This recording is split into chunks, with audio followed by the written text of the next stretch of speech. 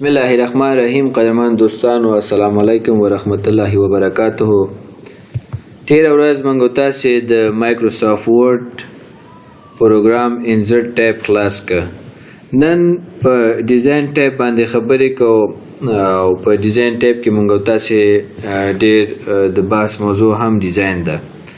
ګورئ زه راځم دلته یو څه معلوماتونه لیکم چې A B C فرض که ABC کمپنی می ولیکل، هغې څخه وروسته یو څه معلوماتونه می د دې کمپنۍ اړوند ولیکل او بیا راغلم دا می سلیکټ کړ، دا به ورته بولډ کړم او سایز به ورته انتخاب کړم 14. دا ټکس به مې انتخاب کړم، دا به کنټرول جی کړم او سایز به ورته انتخاب کوم 14 نه 12 به کو. ګورئ دا ما سره یو څه لیکل شو. اوس زه راځم دغه لیکل انتخابوم او دې ته یو هیډینګ هم ورکوم. فرض که دا هیډینګ 1 مې ورته ورکړم. د دې وروسته زه راځم دا بیا انتخابوم او بیا راځم ډیزاین ټیب ته او غواړم چې پر دغې لیکنې باندې زه یو تیم اپلای کړم یا یو فند ورته بیا اپلای کړم. نو زه راځم دلته فندز ته. مختلف فندونه دي، هر یو فند چې ستاسو خوښه او تاسو کولی شئ چې پر دې باندې اپلای کړئ. اما یو خبرې ته مو پام وي چې دغه فندز خو موږ تاسو کولی شو چې د هوم څخه هم ورکو. دلته هم موږ تاسو فندونه لرو، کولی شو مختلف فندونه دې ته ورکو. د دې فند او د ډیزاین ترمنځ د فند فرق دا دی چې کله موږ تاسو غواړو دا فند اپلای کو، دا به زموږ په هول ډاکومنټ باندې اپلای شي. که دغه زما لیکنه 10 ورقې په 10 ورقو کې باندې دا فند اپلای کیږي، که 15 ورقې په 15 ورقو اپلای کیږي، چې هر څومره یې که 50 ورقې پر 50 ورقو باندې دا فند اپلای کیږي. زه غواړم دا فند پې اپلای شي او کلیک پې کوم، هم دا فند پې اپلای شو. لکه له دې طریقه موږ تاسو کولی شو چې یو فند پې اپلای کو. ټیمز ته راځو. ګورئ دا هم فندونه دي او له دې ځایه هم تاسو کولی شئ چې مختلف ټیمز دغه خپل لیکلو ته ورکړئ. لکه دغه ټیمز خوښ وي، دا مو خوښ وي، دا مو خوښ وي. لکه مختلف ټیمز دي، هر یو چې تاسو انتخابوئ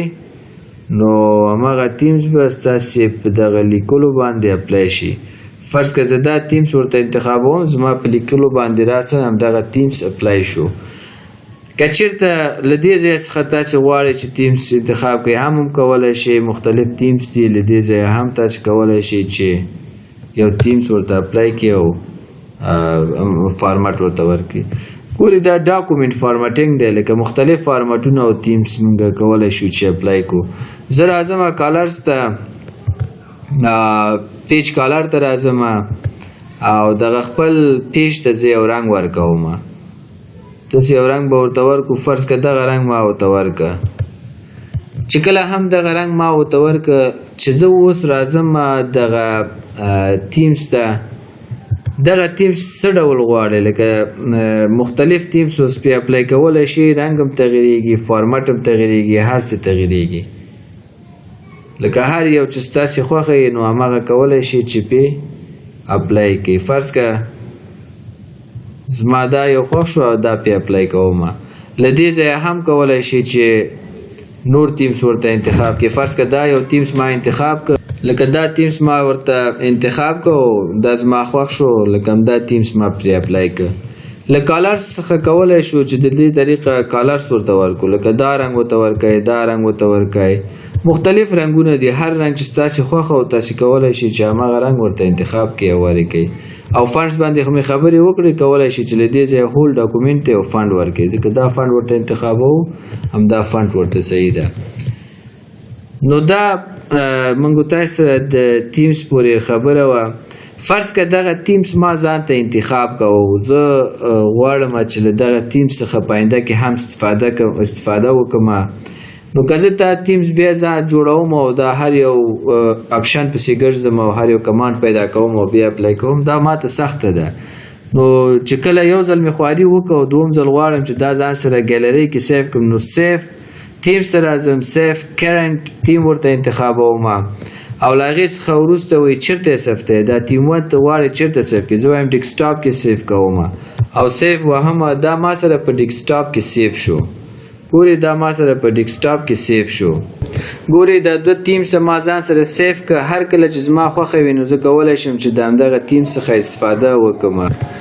کله هم چې موږ تاسو یو تیم ځان ته ډیزاین کړو او له تیم له طریقه مو هغه ځان سره سیف کړلو نو هغه موږ ته د پاور پوینټ په ایکسټنشن باندې معمولا سیف کیږي بل خبره هم دلته د پاراګراف سپیسینګ په اړه ده زه به راشم کنټرول ان او یو نوی بلینک پیج به واخلم له هغې څخه وروسته به زه یو دوه پاراګرافه ولیکم دوه پاراګرافونه دا به لږ نور هم زیات کړو او دوه پاراګرافه به نور هم ولیکو چې څلور شي ګورې دغه څلور پاراګرافونه ما ولیکه دا به کنټرول جی کړم چې جسټیفای شي لږ ښه ښکاره شي کله هم چې زه دلته دا پاراګراف ساین آن کړم ګورې ما ته ښایي چې دا اول پاراګراف ده او دا بل پاراګراف ده او دېځې پورې بل پاراګراف ده دېځې پورې بل پاراګراف ده او نوی پاراګراف دېځې نه شروع کېږي یو ګورې لینس دی او بل پاراګراف ده لینس خو دغه یو جملې ته ویل کېږي دغه لاینونو ته ویل کېږي او پاراګراف چې دی هول مکمل یو موضوع په اړه چې یو لیکل وي زه چې ډیزاین ته راشم او له ډیزاین څخه وروسته پاراګراف سپیسینګ غواړم زیات کم له دې ځایه کولی شم زه غواړم چې زما دغه پاراګرافونو ترمنځ سپیسینګ څومره وي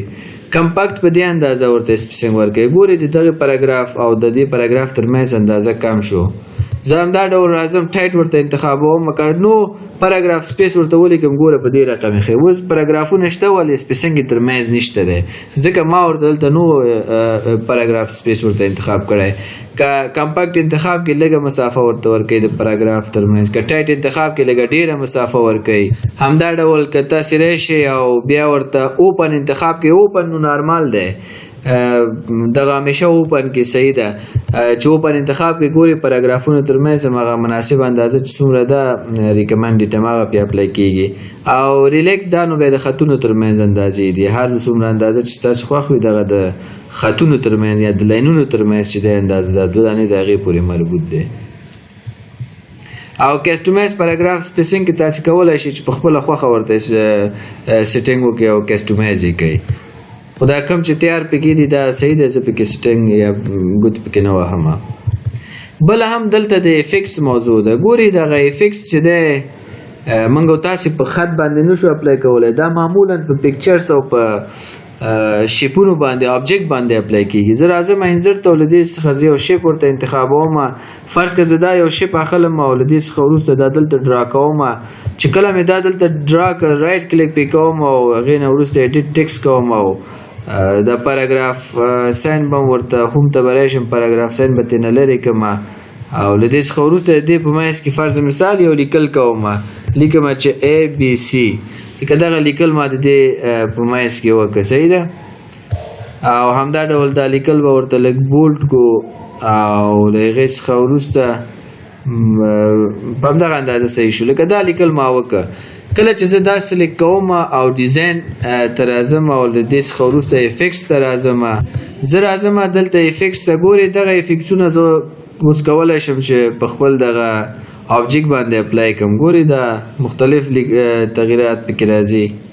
فرض که دا یو زما خوښ شو دا افیکټ پې اپلای کوم له کالر څخه کولی شم چې دغه خپل آبجیکټ ته مختلف رنګونه انتخاب کړم لکه دا شین رنګ مې ورته انتخاب کړ او له دې څخه وروسته بیا افیکټس ته راځم نو هر افیکټس چې اوس تاسې بیا غواړئ پې اپلای کړئ کولی شئ چې پې اپلای کړئ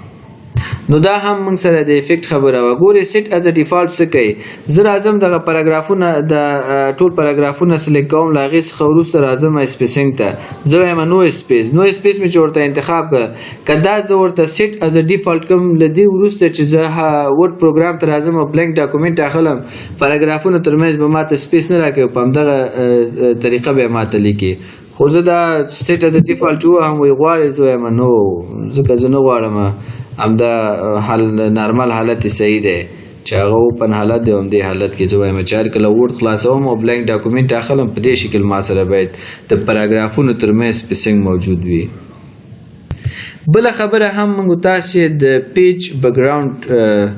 لرو او په دې کې واټر مارک د پیج کلر د پیج بارډرز دي.